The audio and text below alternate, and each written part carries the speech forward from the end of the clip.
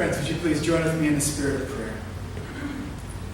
Spirit of the living God, fall afresh on us this morning. Meld us, mold us, move in our midst, fill us, and send us forth. Spirit of the living God, fall afresh on us now and every single hour this week. In the name of the one we gather to be the body of, and this time, Jesus the Christ. Amen.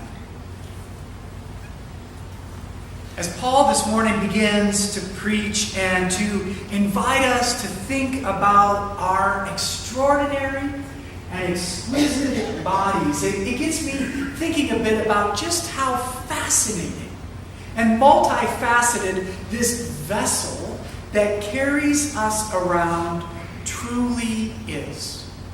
For example, did you know that in your lifetime you are going to produce enough saliva to fill 2 swimming pools? Try not to think about that if you dive in this afternoon and cool off. Or consider that your nose, it can distinguish 50,000 different smells. My top 3: turkey roasting, bread baking, apple pie right from the oven. Someone needs to say amen to that, right? And finally, did you know that in the course of about a normal minute, you blink approximately 12 times? And I fully understand if during the sermon you go to blink and just forget to reopen your eyelids. It happens. Our bodies are so amazing. And we know so much about them. And yet there's also much that's still a mystery. There's still a lot that isn't known. And that's true not only here and now, that was true back in Roman days as well. The body was fascinating to our Roman brothers and sisters in the time that Paul was writing. In those days, it was often thought and it was preached that the people who were right-handed were stronger. That if a pregnant woman was carrying to the left, it was bound to be a girl. As a matter of fact, in the temple of Eclectus, who was the god of healing and medicine, they found these clay artifacts that have been shaped, formed, and fashioned into hands and into feet. We think they might have been used in some kind of ritual. See, there's been this fascination with our bodies from the very beginning, and I think that that was part of the reason that Paul might have drawn on that metaphor to the Corinthian church and to us.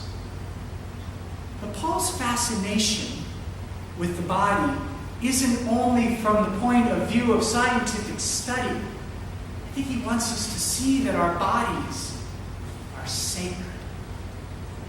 Your body and my body reflects the very image of God. That when we wake up in the morning and first gaze and glance into the mirror, what is staring back at us is nothing less than the creative fingerprints of God. And that's true whether or not you can see your reflection clearly or you have to kind of fumble for your glasses like me. It's true whether or not your hair is gray or you don't have any hair. That's true if your teeth are shiny and straight or a bit crooked like mine. You bear the image of God to the world. And what Paul is trying to remind us of is that truth holds not only for us as isolated individuals, not only us as uniquely created with the fingerprints of God. It's true for us collectively as a community. We together are called to be the body of Christ in such a time as this. We're called to work collectively and collaboratively and cooperatively with one another. to build up, to share God's presence in the world. Now, my hunch is you've probably heard a sermon on this passage before, and it's about this point in the sermon where the pastor will begin to encourage and even cajole you to please volunteer for some ministry around the church. And that's there. That's there in the passage that we would use our hands, that we would use our hearts, that we would use our heads for the good of this community and for our wider community. I think something else is actually a little deeper than what Paul is trying to get at. It isn't only that we would participate and partake with each other, but that in that cooperation and in that collaboration, that we would see all gifts, every gift as equal. That it wouldn't matter whether or not you sing in the choir, or you preach a sermon, or you volunteer on a team, or you mow the grass, or bake the cookies, or you come here and make a joyful noise to God. That your very presence here, all gifts are equal. Because they've been enlivened, they've been enthused by the same Spirit. Every single gift from every single person bearing God's fingerprints is the same. And that's all well and good to say in the sermon. We could nod our heads and think, that sounds amazing. But the world doesn't work that way, does it? And the Roman world certainly wasn't built that way. There was a hierarchy in Rome that was higher than a 50-foot ladder. When Paul this morning says to the Corinthians that those distinctions of Greek or Jew, in other places male or female, slave or free, that those differences no longer matter, he's trying to tear down walls that were built and actually, for the Roman citizen, made all the difference. In those days, those distinctions were what mattered. In those days, it mattered exactly whether or not you were born a Roman citizen or something else. Whether you were born male or female, whether or not you were free or slave. And there wasn't much movement from one tribe to another. There wasn't much movement up the social ladder. You were born and sort of stayed in that station for your entire life. And there are times that I kind of look around our world today and wonder just how much things have changed over 2,000 years. We still struggle, don't we? We struggle with the pay inequality between men and women. We still struggle in our own community that many of the new jobs being created in Sarasota pay a wage where you can't actually live in Sarasota. And not only that, we struggle in our conversations with what, if anything, to do about these problems. And to be clear, as a church, we stand on a slippery slope. As a church, historically, we haven't always equally valued the gifts of women or those of different gender identities or sexual orientations. As a church, even in our non-hierarchical, egalitarian, congregational, united Church of Christ, even here, there are words that still have a little different weight and just seem heavier around here. Words like the annual budget, church council voted, pastor said.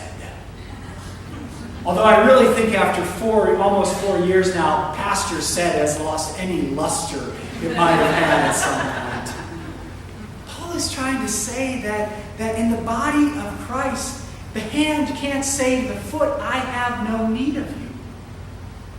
And trying to live that out, where we see the gift, the different, distinctive, uniquely beautiful gift that each and every person brings to this body of Christ, to see that equally, to receive that as a blessing. And that's a challenge. And part of the reason why I think it's a challenge is because if we think about our own bodies, not just the saliva or the smells or the sleeping, if we think about our own bodies, there are moments of tension within each of us. I don't know about you, but I've had times when my heart has clearly told me to go one direction, and my mind starts to sound like that robot from Lost in Space. Danger, West Bixby, danger, right? Or there are times I talk to someone and they say, oh, you should most certainly go after that opportunity there. And I turn and talk to somebody else and they say, for God's sake, don't go and do that. Within our own lives, we don't always live holistically. We can feel pulled and tugged in different directions. And when you take that and expand it and extend it to our beautifully diverse church, there are times when we feel that tension and we live it side by side. Moments when some of us want to go in a brand new direction and others feel called to stay the course. When some folks want to explore a new path and others aren't quite sure that that's the direction we should go. And so what happens? What happens when we feel like the hand and the foot are pointed in opposite ways? How? How then are we to be the body of Christ? And if we listen to Paul, frustratingly enough, he doesn't give us some simple solution. He doesn't give us some equation that we can plug in the problems that plague us today and solve for a solution. Instead, what he gives us is this metaphor, the metaphor of the body. As Priscilla said before she read the passage, this is something that he's already alluded to the Corinthians, that the body, the mystery of the incarnation, God's willingness to come to us, to enter into this vulnerable shape and form. That told us something. That taught us something about how we are to live. That God faced both the soaring and the stumbling. That God entered fully into those fabulous moments as well as the foible-filled moments of being human. That this body might actually teach us how to be with other bodies around us. The great church mother, Julian of Norwich, put it this way. First the fall, then the recovery from the fall, and both contain the mercy and the mystery, the grace and the love of God for us. It is both in the soaring and the stumbling, that it's both in the moments of understanding and in times of difficulty, that we are called to listen, to learn, to fling open our hearts and presence to the mystery of being the body of Christ here and now. Paul doesn't tell us exactly how to do this, but just to do it, to live it, to prayerfully extend that presence to one another. Reminds me of a great story. There was once a monastery where the brothers who lived there were constantly grumbling and griping with each other. Ever been part of one of those kind of human institutions, right? They were just constantly complaining about everything. You know, there was one monk, when it was his turn to bake the bread for the week, he used way too much flour. And there was another monk who, when it was time for worship, he sang off key at the top of his lungs and he was off beat. And there was another monk who, when it was his turn to do the laundry, he never got the robes quite clean enough. And grumbling, that griping, it kind of sat simmering on the back burner until eventually, as it often does, overflowed and spilled, and the people were bickering and biting back at each other. And so one of the monks called a trusted friend from outside to just come and live with the brothers for a while. The trusted friend arrived, and he didn't say much. He just watched.